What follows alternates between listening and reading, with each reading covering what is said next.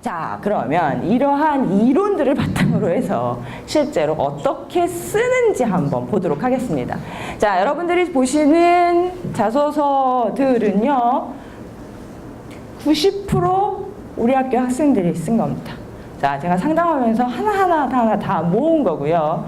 대부분 허락을 받았습니다. 자, 못 받은 건 제가 약간 고쳤습니다.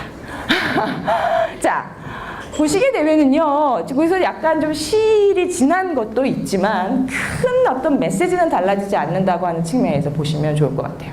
자, 어떤 학생이 이러한 자소서를 썼습니다. 1995년 10월 22인치 대형 이런 것을 첫 개발한 것을 시작으로 지난 20여 년간 끊임없는 첨단 기술의 개발과 경영 혁신으로 현재 디스플레이 분야에서 이렇게 하고 있는 XX전자 LCD 사업부의 일원이 되어가지고 뭐 어떻게 지원하겠습니다. 무지 길죠. 그죠? 무지 깁니다. 근데 중요한 건 뭐냐면요. 도대체 뭘 얘기하려고 하는지가 분명하지 않다는 겁니다. 자, 이 자소서의 가장 중요한 건 뭐냐면은요. 자, 이 학생은 이 XX전자가 석사 트랙으로 직원을 뽑았어요. 그러니까 인재를 선발해서 왜 공대생들은 그런 경우 많죠. 그러니까 대학원을 보내주고 그 대신에 대학원 졸업함과 동시에 자기 회사에 입사하는 조건으로 대학원을 보내주는 그런 거에 지원을 하는 경우입니다.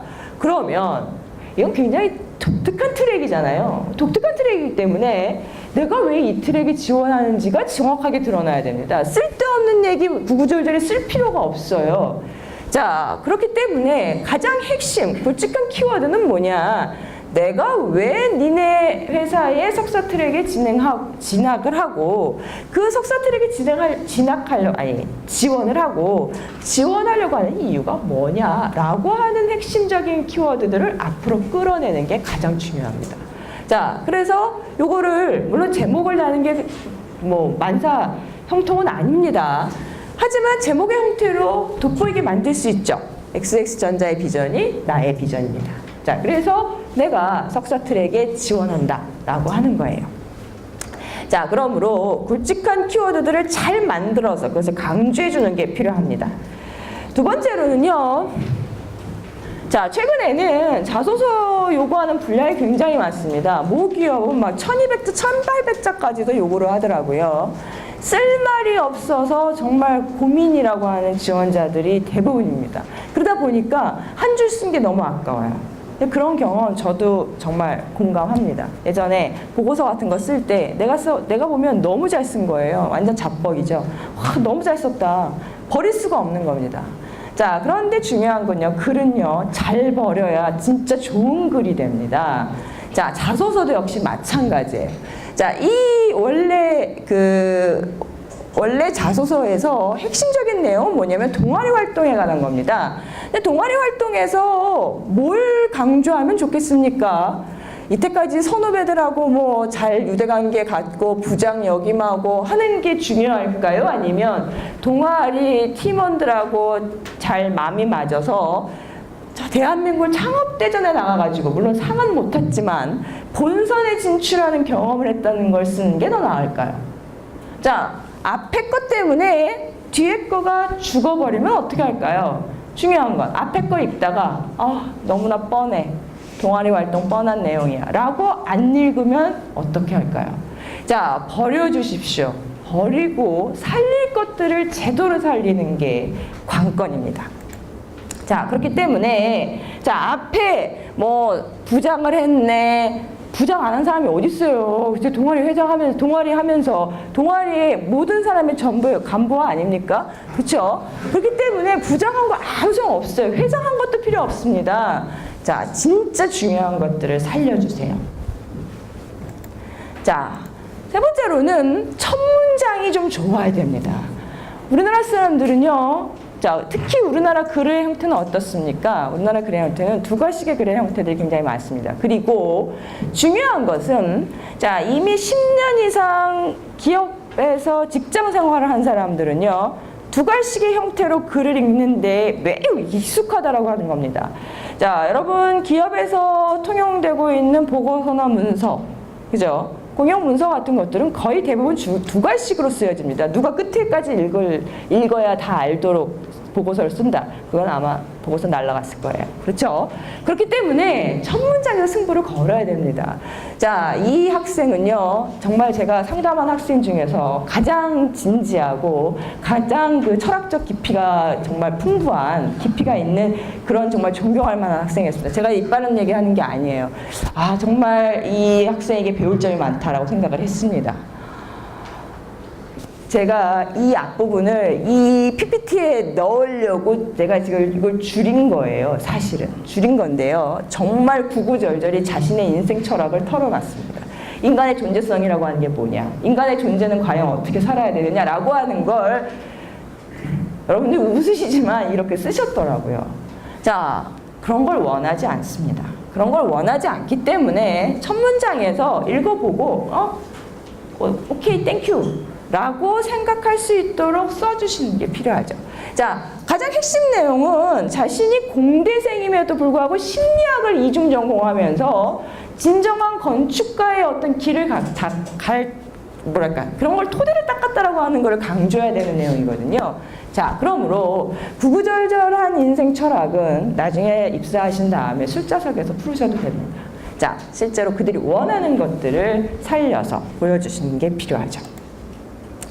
자, 여러분들 공적 표현을 하시기가 상당히 쑥스럽죠? 익숙하지도 않을 겁니다. 근데 공적 표현을 조금 쓰시면 상당히 있어 보입니다.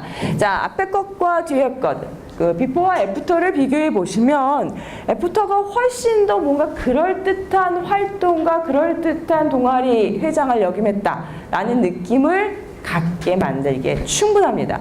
자, 별거 아닌 거였거든요. 별거 아닌 거였지만 이렇게 고쳐서 작성했을 때 훨씬 읽기도 좋고 뭔가 쏙쏙 들어오는 느낌을 준다라고 하는 거 잊지 말아주세요.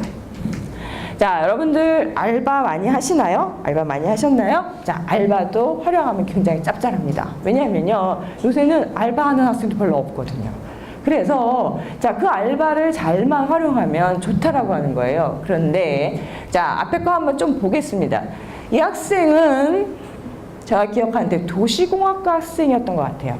자, 대학교 3학년 때 건설교통부, 옛날엔 건설교통부였죠. 건설교통부가 주관한 사업에 참여하는 무슨 연구소에서 보조연구원으로 활동했고 주식회사 어쩌고 해서 1년간 알바를 했습니다. 그래서 이러이러한 생각과 가치관을 갖게 됐다라고 썼어요. 자, 근데 여러분들 한번 생각을 해보세요. 저희 그 센터 사무실에도 우리 학교 근로 알바 학생들이 오십니다. 예. 그분들 오셔서 굉장히 많은 도움이 되죠. 굉장히 많은 저희를 많이 도와주시지만 정말 어떻게 보면 좀 허접한 일을 하실 때도 많아요. 복사. 아니면 뭐 우리 간식 먹을 거 사다 주는 거, 아니면 뭐 이런 뭐 우표 같은 거 붙이는 거, 이런 거 하시는 경우는 굉장히 많거든요. 자, 그러므로 무슨 거창한 연구소와 회사에서 알바했다고 해도 사실 뭐 알바했는지, 커피 심부름했는지 카피했는지 알기 어렵다는 거예요. 자, 대단한 일 했을 가능성 그다지 없습니다. 누가 대학교 3학년한테 뭐 대단한 일을 시켰겠어요? 하지만 자신이 했던 일들을 좀 더 꼼꼼하게 기억을 반추해서 한번 생각해 보도록 합시다. 자, 그래서 그 학생과 고민하면서 이렇게 만들어 봤어요. 근데 이게 사기가 아닙니다. 이게 사기치는 게 아니에요. 약간 좀 있어 보이게 썼을 뿐입니다. 자, 사단법인 어떤 연구소에서 보조연구원으로 3개월간 활동하면서 이런 개발 연구 사업의 리서치 보조로 활동했습니다. 리서치로 활동한 것도 아니에요. 리서치 보조. 리서치 보조가 뭐였을까요? 리서치 보조가 뭐였을까요? 카피했을 거예요. 그렇죠? 그렇지만 리서치 보조했다라고 하는 거랑 복사했다는 거랑 같습니까? 틀리죠. 자, 알바했습니다. 주식회사 어디에서 알바했는데 요런 프로젝트 설계사무 보조원으로 일했어요. 설계사무 보조원 뭐 했을까요? 야식 사왔을 거예요. 그렇죠? 하지만 다르다라고 하는 건 직함이라고 하는 건 굉장히 중요해요. 그렇기 때문에 자, 그 내용과 직함을 잘 활용하십시오. 자, 숫자를 잘 쓰세요. 숫자를 너무 남발해도 좋지 않지만 숫자는 굉장히 기억을 좋게 하고요. 눈에 확확 띄게 하는 효과가 있습니다. 앞에 내용을 숫자를 넣어서 다음과 같이 바꿨습니다. 이거 사기 아닙니다. 자, 전부 사실을 그대로 숫자 형태로 바꾼 거예요. 새벽 6시 방송 프로그램 청취율 회화를 익혔고 하루에 동일한 미드를 10회 이상 반복 시청했다. 그 결과 2007년 이러이러이러한 대회에서 200여 명 참가자 중 본선 진출자 20명에 선정됐다. 상 받았나요? 상 받았나요? 안 받았어요. 못 받았어요. 본선만 진출했습니다. 그렇죠? 그런데 앞의 내용과는 굉장히 다르죠. 우수한 성적이 뭡니까? 자, 차라리 이렇게 쓰는 게 훨씬 더 신선하게 잘 읽힐 거예요. 자, 인사 담당자를 하품나게 하지 마십시오. 자, 지금 내용을 잘 읽어보시면요. 제가 기사에 지원하게 된 가장 큰 이유는 기사야말로 우리나라를 대표할 수 있는 비전 있는 기업이라고 생각하기 때문입니다. 기사는 불과 10여 년 전 매출액 1,000만 원 미만의 작은 구매로 출발하였지만 현재 매출 실적 1,000억을 돌파한 우량 기업으로서 업계의 기감이 되고 있습니다. 구구절절 구구절절. 자, 이 내용은 잘 보시게 되면 취업 박람회의 안내문에 나올 만한 내지는 기업 홈페이지 맨 앞에 나올 만한 그런 내용이죠. 기업의 연역을 적절히 잘 조합해 놓은 내용입니다. 이거는 인사 담당자가 더 잘 알아요. 그쵸? 자, 그 회사 직원인데 더 잘하는 내용을 뭐하러 쓰냐라고 하는 거죠. 이런 내용이 나오면 절대 읽지 않을 겁니다. 자기소개서는요, 한 줄이라도 더 읽도록 만들기 위해 쓰는 겁니다. 그렇기 때문에 이러한 하품나는 내용을 구구절절히 나열하면 안 되겠죠. 압축하고 압축하고 압축하십시오. 왜냐하면요, 자, 인사 담당자들은요, 실제로 이러한 유형의 자소서를 수십 장 정도 읽기 때문에 척하면 이게 무슨 내용인지 대부분 뻔하게 안다라고 하는 거죠. 하기 때문에 비슷비슷한 내용을 구구절절히 양만 불려놔서는 결코 도움이 되지 않습니다. 자, 앞의 내용은 실제 비포의 내용은요, 자기의 도전 정신이 있다라고 하는 것들을 보여주기 위해서 자기가 도전했던 거를 언제부터 썼더라? 고등학교 때부터 대학 시절까지 하나하나 도전했다고 생각되는 경험 내용을 쭉 나열했어요. 그럴 필요 있을까요? 굵고 짧게, 그렇죠? 굵고 정말 그 가장 중요한 핵심적인 것들만 끌어오는 게 훨씬 효과적입니다. 자, 이렇게 얘기하면 많은 지원자들이 그런 얘기를 하죠. 쓸 내용이 없어요. 1200자 채워야 되는데 이렇게 압축하라고 하면 나머지는 뭘로 채워요? 문제는 그런 사정은 충분히 정말 공감을 합니다만, 문제는 구구절절히 비슷한 내용들을 익히지도 않는 내용을 채워봤자 큰 도움이 되지 않는다라고 하는 점이죠. 자, 아까 말씀드렸죠. 행동으로 표현하십시오. 생각을 쓰는 것이 아니라 행동을 쓰는 겁니다. 자, 이거는 기본적으로 비전과 장래 계획이나 비전의 항목에 썼던 것 같습니다. 저의 10년 후를 향한 미래의 계획은 입사해서 실무 익히고 고객을 위해서는 어떤 업무든지 배우는 것입니다. 또한 이에 수반되는 관련 연구와 지식을 쌓을 것이며 연관된 부서와 업무를 파악할 것입니다. 그 과정에서 상사와 동료들 간의 관계를 돈독히 할 것입니다. 기타 등등 기타 등등. 자, 회사 다니면서 이거 안 하면 회사 다닐 수 있나요? 있나요? 절대 못 다니죠. 회사 취업했는데 실무 안 익히고 회사와 고객을 위해서 어떤 업무든지 안 배우고 관련 연구와 관련 지식 안 쌓으면 잘리겠죠. 그렇죠?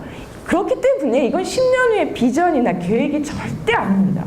10년 후의 비전과 계획을 써라 라고 한다면, 자, 변명하고 싶으실 거예요. 다녀보지도 않았는데, 살아보지도 않았는데 10년 후를 어떻게 합니까? 자, 제가 또 그런 말, 그건 덱사정이고요. 쓰라면 써야지 어떡합니까? 만들어내야죠. 그죠? 자, 이렇게 생각을 쓰지 마시고요. 행동을 쓰십시오. 자, 이 학생은 굉장히 잘 쓴 학생으로 기억이 납니다. 이 학생은 이런 걸 만들어 왔더라고요. 세계적인 에너지 전문 기업을 거듭나고 있는 이러이러한 데서 새로운 시장을 개척하는 블루오션 창조자가 되겠습니다. 최근 유통 분야뿐만 아니라 모바일 서비스 분야에도 적용되고 있는 이러이러한 기술은 꿈의 기술로 간주되고 있는데 나는 이 기술을 응용해서 내가 일하게 될 업무 부서에서 이런 것들을 한번 해보고 싶습니다. 라고 10년 후에 장래 계획을 아주 뽀대나게 써왔어요. 자, 이런 것들이 읽힌다라고 하는 겁니다. 아시겠죠? 자, 다소 조금 민망하고 다소 좀 오버하는 듯한 느낌이 들더라도 저렇게 뻔한 생각을 나열하는 수준의 것들보다 조금 아다거나 안 맞거나 아니면 약간 오버하는 이런 내용이 훨씬 읽힌다라고 하는 거 잊지 말아주세요. 자, 인사담당자를 상상하십시오. 인사담당자가 어떻게 읽을지 상상하세요. 자, 이 학생도 매우 잘 쓴 학생이었습니다. 이 학생은 정말 취업하기 아까울 정도의 다재다능을 갖고 있더라고요. 회사에서 일하기 너무 아깝다라는 생각이 들 정도였어요. 자, 이 학생이 자기의 장점이었던가 특기에 이런 내용을 썼습니다. 자, 좋아하는 일이나 분야에 몰두해서 최선을 다하며 스스로 만족할 만한 결과를 얻을 때까지 끈기 있게 지속해내는 것이 장점입니다. 아, 장점 항목이었던 것 같아요. 덕분에 미국 메이저리그 체스, 주식 투자, 밀리터리 프라모델에 관해서 해박한 지식을 갖고 있습니다. 라고 당당하게 쓰셨어요. 오잉? 자, 인사담당자 입장에서 어떨까요? 야, 이놈은 업무 시간에 야구 보겠네. 야, 이놈은 업무 시간에 주식 투자하겠네. 그렇게 생각 안 할까요? 그렇죠. 인사담당자가 어떻게 읽을지 반드시 생각해 보셔야 됩니다. 자, 그렇기 때문에 제가 이 노래를 읽고 깜짝 놀랐어요. 이렇게 당당하세요? 네, 인사담당자를 상상하시며 쓰세요. 자, 취미도 역량입니다. 취미를 왜 물어볼까요? 미팅하는 것도 아닌데 취미에 대해서 써라. 정말 무성의하죠. 근데 아직도 취미를 쓰라고 하는 자소서 문항이 있더라고요. 취미는 왜 물어볼까요? 물어보니까 써야죠.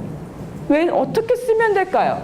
자, 건강한 신체에 건강한 정신을 강조하신 아버지 영향으로 어린 시절부터 테니스를 꾸준히 해왔고, 자, 재즈 댄스를 배워왔습니다. 현재는 수준급이라고 자부합니다. 땡! 끝났어요. 자, 재즈 댄스 강사 뽑는 것도 아닌데, 테니스 강사 뽑는 것도 아닌데, 수준급인지 수준급 아닌지 그게 뭐 이렇게 중요할까요? 자, 이것도 역량으로 한번 바꿔볼까요? 자, 어린 시절부터 테니스를 꾸준히 해왔는데 게으르기 쉬운 날에도 거르지 않으면서 큰 성취감을 느꼈다. 그래서 나는 의지가 강하고 어려운 일도 잘 해낼 수 있다라고 하는 난 자기암시를 갖게 됐다. 라는 식으로 자, 취미를 쓰되, 취미 쓰라니까 취미 썼잖아요. 테니스가 취미라고. 취미를 쓰되 진짜 내가 하고 싶은 이야기를 돌려서 이야기해 볼 수 있겠죠. 자, 지나치게 겸손하고 솔직한 것도 그다지 좋지 않습니다. 자, 또 이 선천적으로 이렇게 나대는 거 싫어하시는 분은 굉장히 솔직하게 쓰시더라고요. 자, 근데 그것도 별로 그다지 좋지 않더라고요. 첫 번째 케이스는 제가 한자도 고치지 않은 겁니다. 학점은 뛰어나지 않지만 학교 생활에 충실했다고 생각합니다. 과학 특기자 자격으로 입학한 학생이 다수인 데다가 매우 높은 전공 수준 때문에 학업에 있어서 쓴 경험을 많이 겪었습니다. 아니, 학점이 안 뛰어난데 학교 생활에 어떻게 충실할 수가 있어요? 학생이 학점이 안 뛰어나면 학교 생활에 어떻게 충실합니까? 이건 말이 안 되죠. 게다가 뒤에 문장은 변명처럼 느껴집니다. 그러니까 과학특기자 애들이 너무 많아가지고 내가 성적이 나빴던 건 어쩔 수 없었다라는 식의 변명처럼 느껴지죠. 지나치게 솔직할 필요 없습니다. 이렇게 했으면 아, 이놈 얼마나 성적이 나쁘길래 이런 말까지 썼을까라고 다시 한번 확인사살 학점을 확인할지도 몰라요. 자, 뒤에 것도 역시 마찬가지입니다. 인턴과 같은 실무 경험이 없다는 것은 저의 약점입니다. 왜냐하면 여기서 인턴 경험을 굉장히 중시하고 요구했거든요. 그래서 그게 없기 때문에 전공법으로 치고 나갔어요. 이게 내 약점이다 라고 치고 나갔는데 제 생각에는 굳이 이렇게 쓸 필요가 있나 싶습니다. 그러니까 인턴 경험을 요구하는데 없으면 안 쓰는 것만이에요. 그죠? 굳이 나 그거 없다라고 못 박을 필요 없죠. 그죠? 요구했는데 없어도 지원할 수 있는 거잖아요. 그렇죠? 그렇기 때문에 지나치게 솔직하거나 겸손할 필요 없다고 생각합니다. 많은 사람들이 이걸 씁니다. 가슴이 찢어집니다. 이런 거 읽을 때마다. 자, 조금 재미난 얘기 할까요? 저희 둘째 아이가 초등학교 6학년입니다. 저희 초등학교 6학년인데 한 반에 요새 몇 명인지 아시죠? 자, 서울 경기권은 보통 한 반에 학생이 30명에서 35명입니다. 근데 이 학교는 교장 선생님이 굉장히 훌륭하신 분이셔가지고요. 한 달에 한 번씩 반장을 뽑습니다. 그래서 반장 1명, 부반장 2명을 뽑아요. 그리고 반드시 로테이션을 합니다. 그러면 1년 12달 중에서 방학 2달 빼고 나면 딱 10달이죠. 30명이 간부를 해보는 거예요. 전교생이 간부합니다. 나 이게 처음에는 그래서 제가 이 꼬맹이를 학교를 보냈을 땐 아, 이 학교 괜찮다. 모든 학생이 이렇게 간부를 경험해보는 게 진짜 좋은 거다 라고 생각했는데 치명적인 단점이 있더만요. 뭘까요? 애들이 반장이 별게 아니에요. 전혀 기쁘지 않습니다. 별로 하고 싶은 일도 없고 별로 뽀대나는 일도 아니에요. 그러니까 반장에 대한 기대가 없어요. 별로 전교생의 간부와 절대 안 좋습니다. 제가 얘기하고 싶은 건요, 이런 시대라고 하는 거예요. 여러분들 보면 여러분들 전부 다 막 정말 스펙들이 좋으시더라고요. 막 정교 회장 이런 거는 정말 이렇게 땅바닥에 굴러다니는 스펙이고 뭐 별의별 스펙들을 다 가지고 계시더라고요. 자, 이건 나만 했을까? 꼭 생각을 해보세요. 특히 뭐 과대표했다, 동아리 회장했다. 동아리에서 가장 늦게까지 남아있는 사람이 회장하는 거 아닙니까? 그죠? 자, 중요한 거는요, 회사에 계시는 분들도 다 대학 생활을 해봤다는 거예요. 여러분만 대학 생활을 하는 게 아닙니다. 저도 해봤어요. 동아리 회장이 별거 아니라는 거 다 압니다. 그걸 너무 과장하려고 하지 마세요. 자, 그러므로 이런 경험을 쓰실 때는 굉장히 주의를 하실 필요가 있죠. 자, 제가 이런 거 강조하고 싶습니다. 자, 전부 다 이렇게 문항을 채울 수는 없어요. 그러면은 뭐 너무 힘들겠죠. 하지만 한두 문항은 이렇게 어떤 타겟으로 삼아서 자기가 굉장히 노력했다. 내가 지원을 위해서 굉장히 노력했다라고 하는 것을 보여주는 것 좀 필요하지 않을까 싶습니다. 이 학생은요, 해당 관련 산업 지식들을 좀 그렇게 높은 수준은 아니었던 것 같아요. 높은 수준은 아니었지만 상당히 많이 활용해서 자기가 가지고 있는 핸디캡을 상당히 많이 보완했습니다. 왜냐하면 이 학생은요, 기계공학 전공 학생이었는데요, 너무나 스펙이 딸렸어요.